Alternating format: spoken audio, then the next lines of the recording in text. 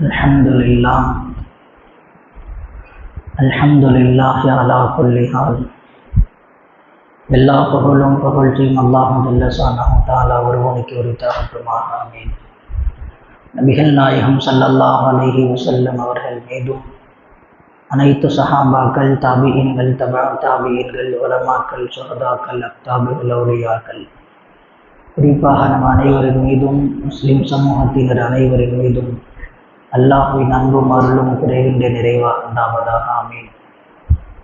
அல்லாஹ் தஆலா நமக்கெல்லாம் தராவி தொழக்கூடிய பாக்கியத்தையும் நோன்பு வைக்கக்கூடிய பாக்கியத்தையும் கொடுத்தான். அல்ஹம்துலில்லாஹ் சும்மா அல்ஹம்துலில்லாஹ். மீதம் இருக்கக்கூடிய நோன்பையும் தராவியையும் சலாமத்தாக நிறைவேற்றக்கூடிய நசீபை அல்லாஹ் தருவானாக.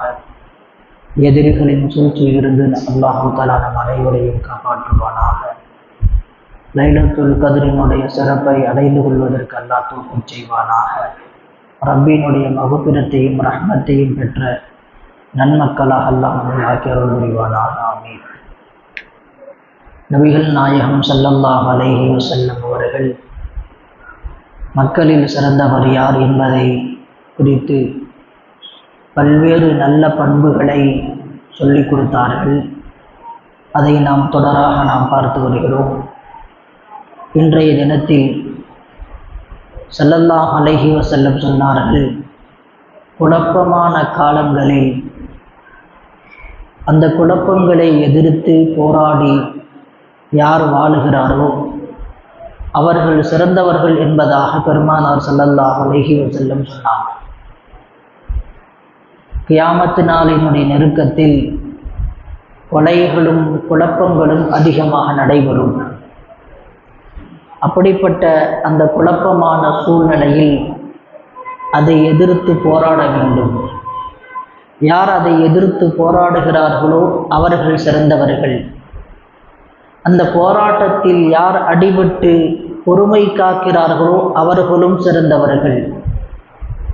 ஸல்லல்லாஹு அலைஹி வஸல்லம் சொன்னாங்க, கியாமத்து நாளினுடைய நெருக்கத்தில் குழப்பம் அதிகமாக இருக்கும். அதை எதிர்த்து போராட வேண்டும்.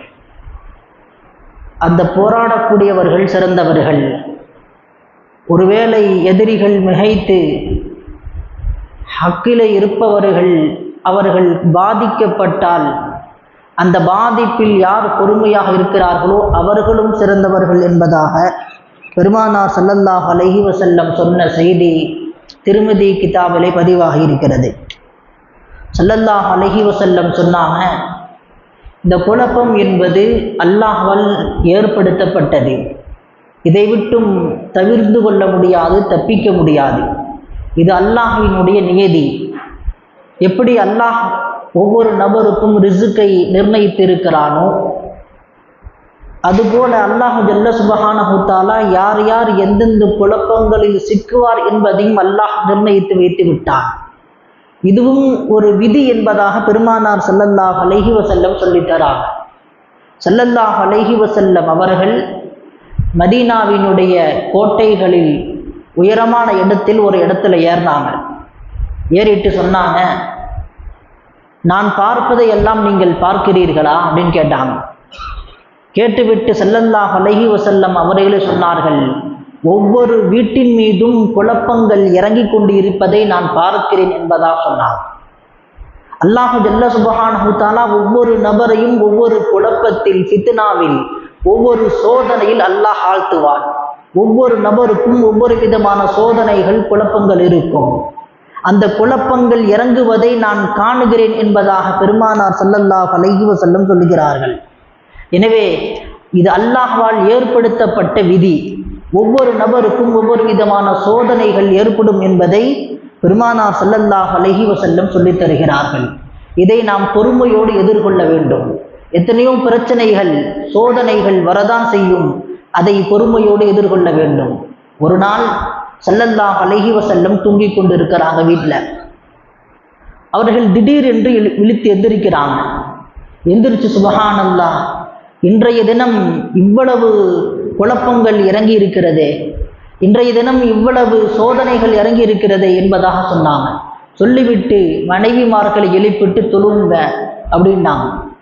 ஸல்லல்லாஹு அலைஹி வஸல்லம் தங்களுடைய மனைவிமார்களை எழுப்பிட்டு தொழ சொல்றாங்க. ஏன் என்று கேட்க வந்த போது ஸல்லல்லாஹு அலைஹி வஸல்லம் சொன்னார்கள், இந்த உலகத்தில் ஆடை அணிந்த எத்தனையோ பெண்கள் நாளை ஆடை இல்லாமல் இருக்கிறார்கள் என்பதை பெருமானார் ஸல்லல்லாஹு அலைஹி வஸல்லம் சொல்கிறார். இந்த உலகத்தில் எத்தனையோ நபர்கள் ஆடையோடு பெண்கள் இருந்திருக்கிறார்கள். ஆனால் இந்த குழப்பத்தின் காரணமாக, சோதனையின் காரணமாக, அந்த சோதனையில் தோற்று போகிறார் சில பெண்கள். நாளை கியாமத்து நாளில் ஆடை இல்லாமல் வேதனைக்கு உள்ளாக்கப்படுவதை நான் பார்க்கிறேன் என்பதாக ஸல்லல்லாஹு அலைஹி வஸல்லம் சொல்லித் தருகிறார்கள். எனவே ஒவ்வொரு நபருக்கும் ஒவ்வொரு விதமான குழப்பம் ஏற்படும் என்பதை பெருமானார் ஸல்லல்லாஹு அலைஹி வஸல்லம் சொல்லித்தராங்க. அதிலும் குறிப்பாக முஸ்லிம் நாடுகளுக்கு குழப்பங்கள் அதிகம் இருக்கும் என்பதை முன்னறிப்பு செய்து விட்டார்கள் பெருமானார் ஸல்லல்லாஹு அலைஹி வஸல்லம் அவர்கள். மஸ்ஜிதுன் நபவியில் அமர்ந்திருக்கிறாங்க. அமர்ந்து கொண்டு ஈராக்கினுடைய திசையை நோக்கி இசாரா செய்கிறாங்க. இசாரா செய்து குழப்பங்கள் இங்கிருந்து தான் ஆரம்பிக்கும். ஈராக்கை நோக்கி தன்னுடைய கையை இசாரா செய்து சொன்னார்கள், ஷைத்தானுடைய கொம்பு இங்கிருந்தான் வெளிப்படும் என்பதாக பெருமானார் ஸல்லல்லாஹு அலைஹி வஸல்லம் சொல்லித் தருகிறார்கள். எனவே முஸ்லிம் நாடுகள் பலவிதமான சோதனைக்கு உள்ளாக்கப்படும் என்பதை 1400 வருடங்களுக்கு முன்பாகவே சொல்லி காண்பித்து விட்டார்கள். அதனுடைய வெளிப்பாடோ என்னவோ, அதனுடைய தாக்கமோ என்னமோ, சவுதி வரைக்கும் இன்றைக்கு அதனுடைய பாதிப்பு ஏற்பட்டிருக்கிறது. இன்றைக்கு சவுதியிலும் கூட கலாச்சாரங்கள் நாளுக்கு நாள் சீரழிந்து கொண்டு வருவதை நம்மால் பார்க்க முடிகிறது. நாளுக்கு நாள் அங்கு ஆடை குறைப்பு ஏற்பட்டிருக்கிறது. பெண்கள் எப்படிப்பட்ட ஆடைகளை அணிந்தும் கொள்ளலாம் என்று உரிமை கொடுக்கப்பட்டிருக்கிறது. கணவன் அதை தண்டித்து கேட்டால் அவனுக்கு சிறை தண்டனை விதிக்கப்படும் என்று அரசாங்கம் உத்தரவிட்டிருக்கிறது. இப்படிப்பட்ட பலவிதமான சோதனைகள் அரபு நாடுகளிலேயும் சவுதிகளிலும் ஏற்பட்டிருக்கிறது என்று சொன்னால் 1400 வருடங்களுக்கு முன்பாக பெருமானார் ஸல்லல்லாஹு அலைஹி வஸல்லம் சொன்னது இன்றைக்கு நிதர்சனமாக நடந்து கொண்டிருக்கிறது. ஹஸரத் யுஸைர் இப்னு அம்ர் ரலியல்லாஹு அன்ஹு அவங்க ஸஹல் இப்னு ஹனீஃப் ரலியல்லாஹு அன்ஹு கேட்டாங்க, ஈராக்கை நோக்கி அங்குதான் சைத்தானுடைய கொம்பு ஆரம்பிக்கும் என்று சொன்னார்கள் அல்லவா, அது குறித்து ஏதாவது உங்களுக்கு தெரியுமா என்று கேட்டபோது ஸஹல் இப்னு ஹனீஃப் ரலியல்லாஹு அன்ஹு சொன்னாங்க, அந்த பகுதியில் இருக்கக்கூடியவர்கள் குர்ஆனை அழகாக ஓதுவார்கள், ரொம்ப தெளிவாக ஓதுவார்கள், அற்புதமாக ஓதுவார்கள். ஆனால் அவர்களுடைய அந்த ஓதுதல் தொண்டை குழிக்கு கீழ் இறங்காது என்பதாக பெருமானார் ஸல்லல்லாஹு அலைஹி வஸல்லம் சொல்லி இருக்கிறார்கள். வில்லை விட்டு அம்பு எப்படி வெளியேறுகிறதோ அவர்கள் இஸ்லாத்தை விட்டு வெளியேறுவார்கள் என்று பெருமானார் ஸல்லல்லாஹு அலைஹி வஸல்லம் சொல்லி இருக்கிறார்கள் என்பதை ஹனீஃப் ரலியல்லாஹு அன்ஹு சொல்லித் தராங்க. இப்படிப்பட்ட ஒரு பாதிப்பு, சோதனை முஸ்லிம் சமுதாயத்திற்கு ஏற்படும். இவர்கள் யார் என்று கேட்கப்பட்ட போது இவர்கள் தான் முத்தஸிலாக்கள், இவர்கள் தான் ஹவாரிஜிகள், கதிரியாக்கள். நபி ஸல்லல்லாஹு அலைஹி வஸல்லம் அவர்கள் சொன்னார்கள் அல்லவா, இந்த சமுதாயம் 73 கூட்டமாக பிரியும் என்பதாக. அந்த கூட்டத்தினர்கள் என்பதை அல்லாமா இப்னு ஹஜர் அஸ்கலானி ரஹ்மத்துல்லாஹி அலைஹி அவர்கள் குறிப்பிட்டு காட்டுகிறார்கள். அல்லாஹ் ஜல்ல ஷானஹு தஆலா அப்படிப்பட்ட சோதனையிலிருந்து நம் அனைவரையும் அல்லாஹ் காப்பாற்றுவானாக. நம்முடைய குடும்பத்தை, நம்முடைய சந்ததியை அல்லாஹ் காப்பாற்றுவானாக. இப்படிப்பட்ட இந்த குழப்பமான நேரத்தில் நாம் என்ன செய்யணும், எப்படி இதிலிருந்து தப்பிப்பது?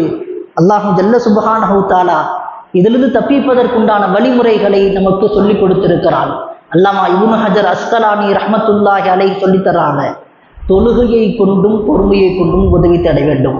வஸ்தஈனு பிஸ்ஸப்ரி வஸ்ஸலாஹ், நீங்கள் தொழுகையை கொண்டும் பொறுமையை கொண்டும் உதவி தேடுங்கள். குறிப்பாக எந்த தொழுகை என்று சொன்னால் தஹஜ்ஜத்துடைய தொழுகை.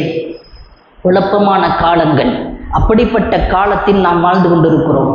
ஸல்லல்லாஹு அலைஹி வஸல்லம் சொன்னாங்க, ஒரு மனிதனுக்கு ஒரு பிரச்சனை ஏற்படும், ஒரு சோதனை ஏற்படும், ஒரு குழப்பம் ஏற்படும். அந்த நபர் நினைத்து கொள்வார், இந்த சோதனையில் நான் வஃபாத்தாகி விடுவேன் என்று நினைத்து கொள்வார். ஆனால் அந்த சோதனை சரியாகிவிடும். அதற்கு அடுத்து இன்னொரு சோதனை ஏற்படும். இந்த சோதனையில் நான் இறந்து விடுவேன், வஃபாத்தாகி விடுவேன் என்று நினைப்பார். அந்த சோதனையும் நீங்கும். அதற்கு அடுத்து ஒரு சோதனை வரும். இப்படி ஒரு சோதனை நீங்கியதற்கு பிறகு அடுத்த சோதனை, ஒரு சோதனை நீங்கியதற்கு பிறகு அடுத்த சோதனை. இப்படி கடைசி காலகட்டத்தில் ஒவ்வொரு சோதனையாக இறங்கிக் கொண்டே இருக்கும் என்பதை பெருமானார் ஸல்லல்லாஹு அலைஹி வஸல்லம் சொல்லித் தருகிறார்கள். இப்படிப்பட்ட சோதனையிலிருந்து நாம் தப்பிக்க வேண்டும் என்று சொன்னால் பரலான தொழுகையை தாண்டி அதை நாம் எப்படி கடைபிடிக்கிறோமோ அதுபோல தஹஜ்ஜத்தை கடைபிடிக்க வேண்டும்.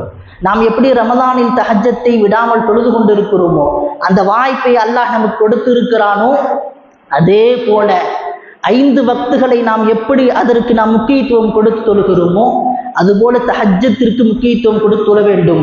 அல்லாமா இப்னு ஹஜர் அஸ்கலானி புகாரியினுடைய விரிவுரை எழுதிய அல்லாமா இப்னு ஹஜர் அஸ்கலானி ரஹ்மத்துல்லாஹி அலைஹி சொல்றாங்க, தஹஜ்ஜத்தை விடாமல் கடைபிடித்து அந்த நேரத்தில் நீங்கள் பாதுகாப்பு தேட வேண்டும். அப்பொழுதுதான் உங்களுக்கு அதிலிருந்து பாதுகாப்பு கிடைக்கும் என்பதை அவர்கள் சொல்லித் தருகிறார்கள். அது மட்டுமல்ல, நாம் போராட வேண்டும், குழப்பங்களை எதிர்த்து போராட வேண்டும். அல்லாஹ் சொல்லி காட்டுகிறான், யா அய்யுஹல்லதீன ஆமனு ஹுது ஹித்ரக்கும் ஃபன்ஃபிரு சுபாத்தின் அவின்ஃபிரு ஜமீஆ. சூரத்துல் நிசாவில் 71வது வசனத்தில் அல்லாஹ் சொல்லி காட்டுகிறான், எப்பொழுதும் ஒரு படை தயாராக இருக்க வேண்டும். முஸ்லிம்கள் எதற்கும் தயாராக இருக்க வேண்டும். ஒன்று கூட்டமாக போராடுவதற்கு தயாராக இருக்க வேண்டும், அல்லது பிரிவாக போராடுவதற்கு தயாராக இருக்க வேண்டும் என்பதை அல்லாஹ் இந்த வசனத்திலே சொல்லி காட்டுகிறான். குழப்பங்கள் நிறைந்திருக்கிற இந்த காலத்தில் அல்லாஹ் ஜல்ல ஷானஹு தஆலா நம் அத்துணை பேரையும் பாதுகாப்பானாக. நம் அனைவருக்கும் அல்லாஹு தஆலா வெற்றியை தருவானாக. சோதனையிலிருந்து அல்லாஹு தஆலா அனைவரையும் பாதுகாப்பானாக. பெருமானார் ஸல்லல்லாஹு அலைஹி வஸல்லம் சொன்னாங்க, கடைசி காலத்துல எந்த அளவுக்கு சோதனை ஏற்படும்னா எப்படி விரும்புவார்கள் என்று சொன்னால் மலை அடிவார்த்து போயிடுவாங்களாம். ஆடுகளை மேய்த்து கொண்டு குழப்பங்கள் தாங்க முடியாமல் இதிலிருந்து தப்பித்துக் கொள்வதற்காக வேண்டி ஆடுகளை எடுத்துக்கொண்டு மலை உச்சிக்கு மலை பொழியக்கூடிய இடத்திற்கு செஞ்சிருவாங்களாம். கடைசி காலத்தில் உம்மத்தினர்கள் போய் அங்கே வசிப்பார்கள், குழப்பத்தில் தப்பிப்பதற்காக இப்படி செய்வார்கள் என்பதை பெருமானார் ஸல்லல்லாஹு அலைஹி வஸல்லம் முன்கூட்டியே சொல்லி இருக்கிறார்கள். அல்லாஹ் ஜல்ல ஷானஹு தஆலா அனைத்து விதமான குழப்பத்திலிருந்து நம்மை காப்பாற்றுவானாக, நமக்கு வெற்றியை தருவானாக. அல்லாஹு தஆலா ரப்பினுடைய மக்ஃபிரத்தையும் ரஹ்மத்தையும் பெற்ற நன்மக்களாக நம் அனைவரையும் ஆக்கி அருள் புரிவானாக. ஆமீன். வ ஆகிரு தஅவானா அல்ஹம்துலில்லாஹி ரப்பில் ஆலமீன்.